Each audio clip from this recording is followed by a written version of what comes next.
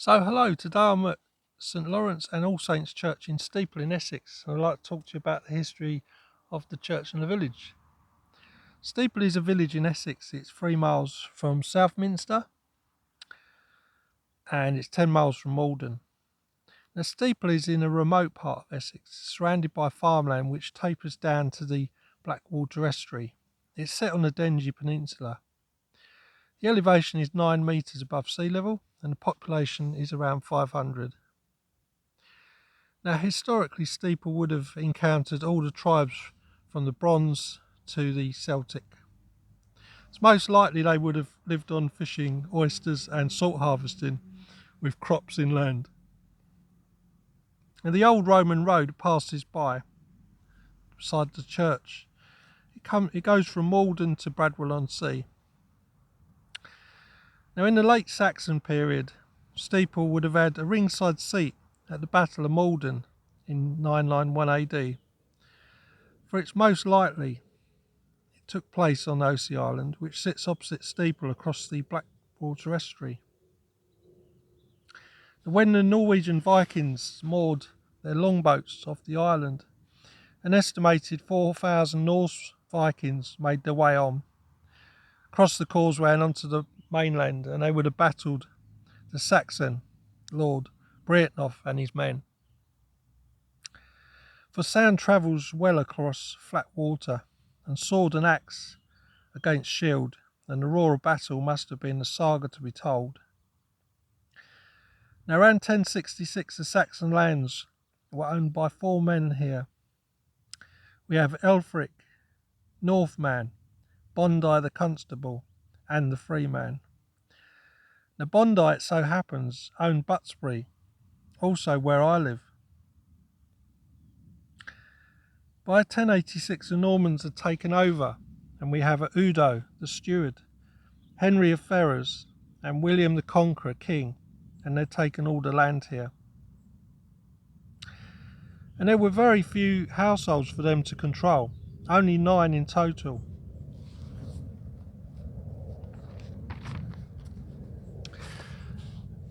Five of those were slaves.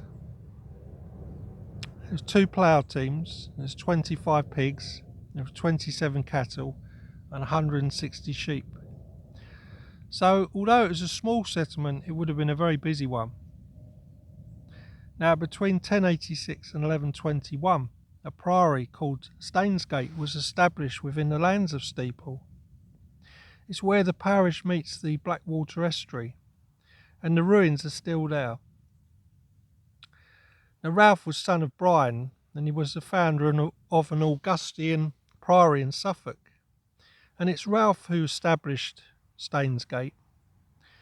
So much is lost in the mists of time, but Richard, Bishop of London, confirmed this around 1210.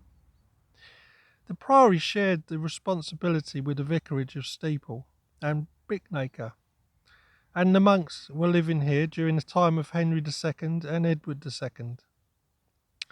And we know that two monks would have to chant and carry out mass every single day. And we also know that by the time of King Henry VIII, Cardinal Wolsey of 1525 had closed the priory. The 2 monks would have been ousted. And by the 1920s, the derelict chapel was used as a barn, and today only a single wall and an arch remain on a farm called Abbey Farm. Now, interestingly, there is a complement to Stainsgate. To the east, there is the stone on Ramsey Island. To the west is Munden Stone Point, and perhaps an ancient entrance to the monastic estate. It's again another mystery lost in time.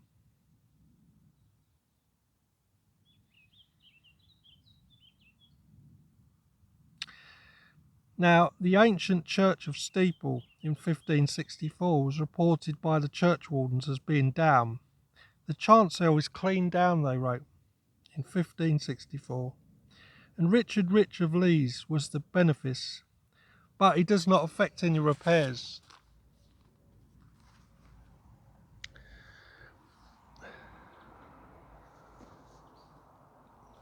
just show you where we are. There is a road that goes right down to the coast, but in the distance you can see the River Blackwater, and in the distance beyond that is Osey Island.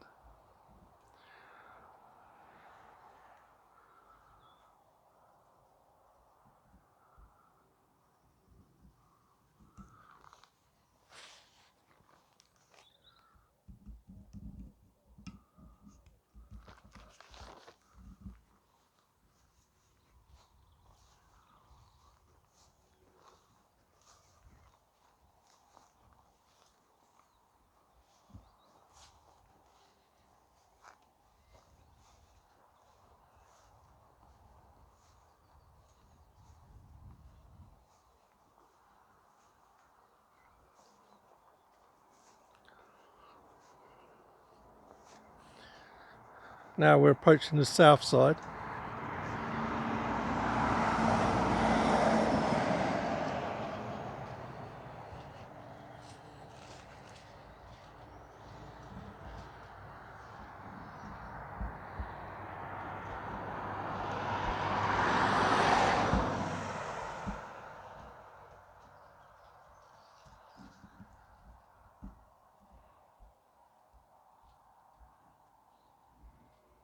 This is the old London Road.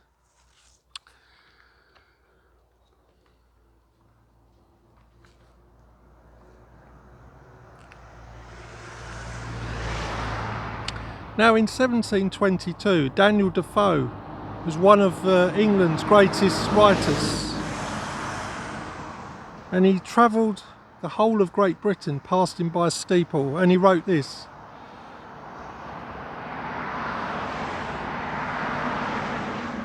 "There is nothing for many miles together remarkable, but a continued level of unhealthy marshes." And Daniel Defoe would also write, "London men of pleasure, for the infinite number of wildfowl, duck, mallard on Osey Island,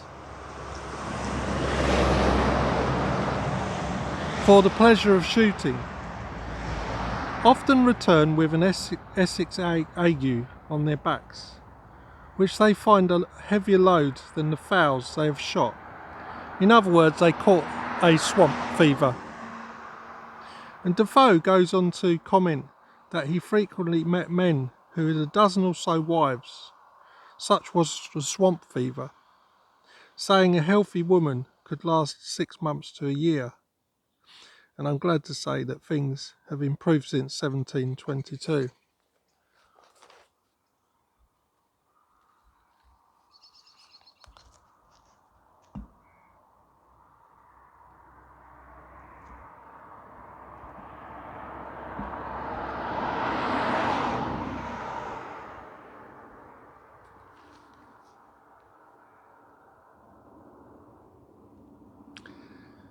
Now in 1882, the parish church of St Lawrence and All Saints was built.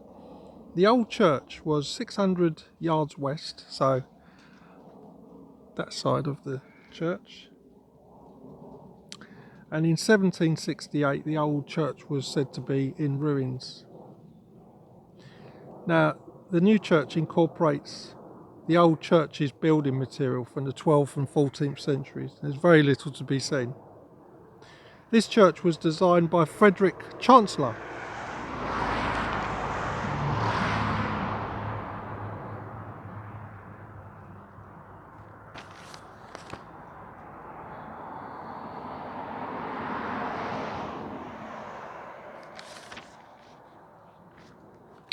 I'd just like to add that until recently, Steeple had 3 pubs.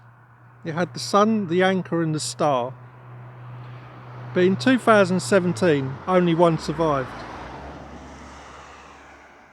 Now Steeple has been described as one of the most isolated communities in Essex.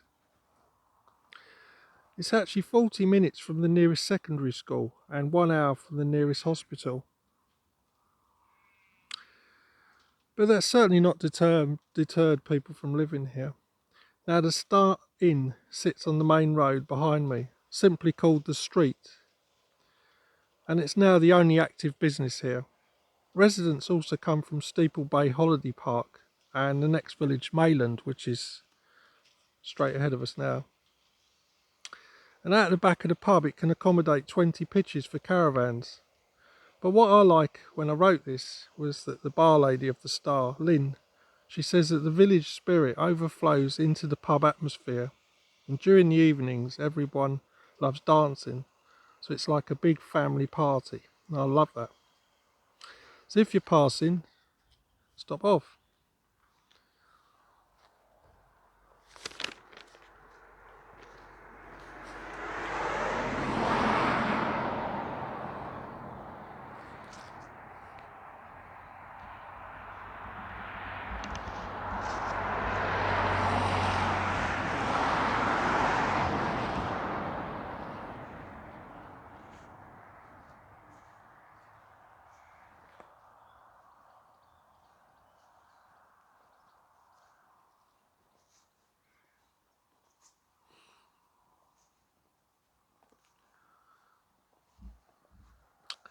So we'll start off on the south gate outside.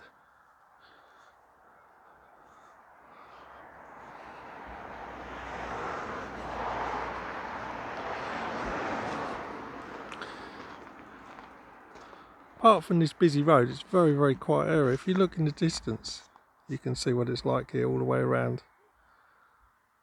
Very rural.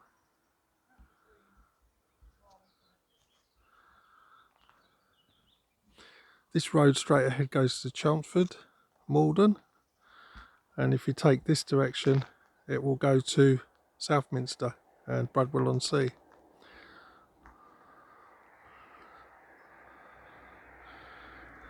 So there is a gate which is self-explanatory, remembering the Second World War. We've got the south porch here, remembering this is all Victorian, but it's obviously been carved in the old style.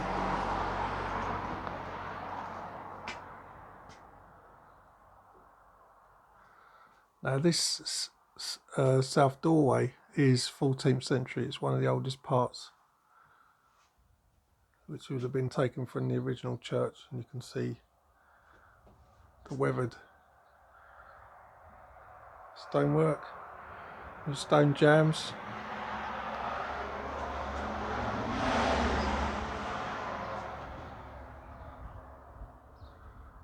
And here's the view across the field, which has not changed for a couple of 100 years.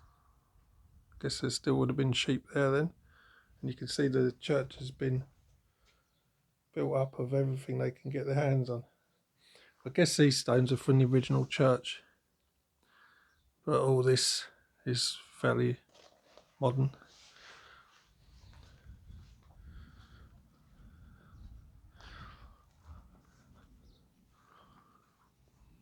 You can see it's a patchwork of whatever they could get their hands on. You've got the clay peg tiles up there.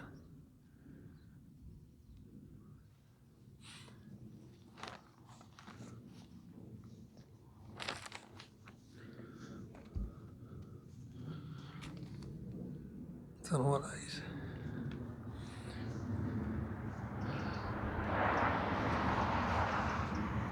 Now on the top there is one bell, and it's a Miles Grey of 1636. It was built and forged by Miles Grey of Colchester Foundry.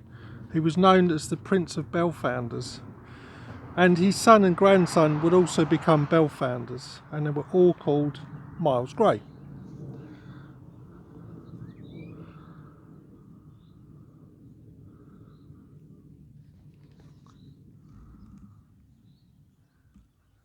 And you can see some of the original stones. They might be from the original church.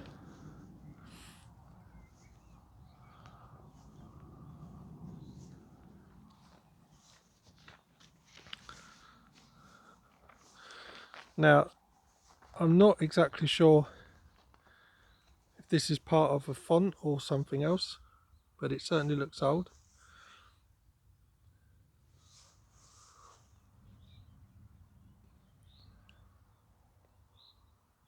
Looks like it's quarried from sandstone.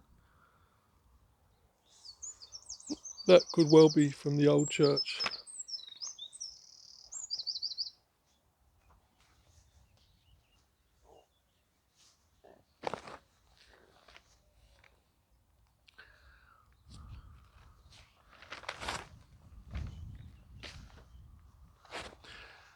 This is the oldest window here.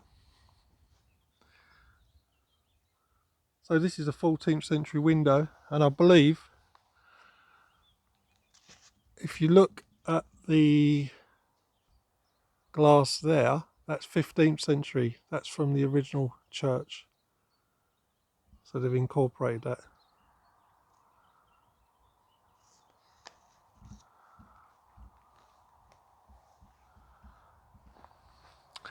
Now this building in front of us is the vestry, and this building is, well, inside there's some 12th century headstops, they call it. So stonework, and somewhere in the church there's a piscina, which is likely to be in the chancel.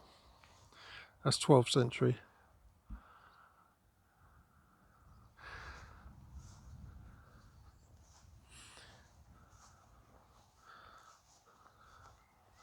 And that's it, we've done a full circuit of the church.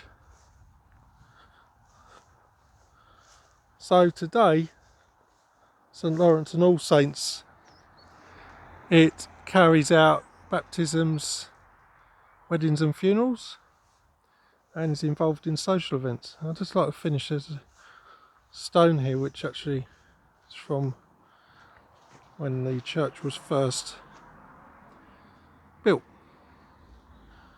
1883 that was laid. So I hope you enjoyed that. Thank you very much.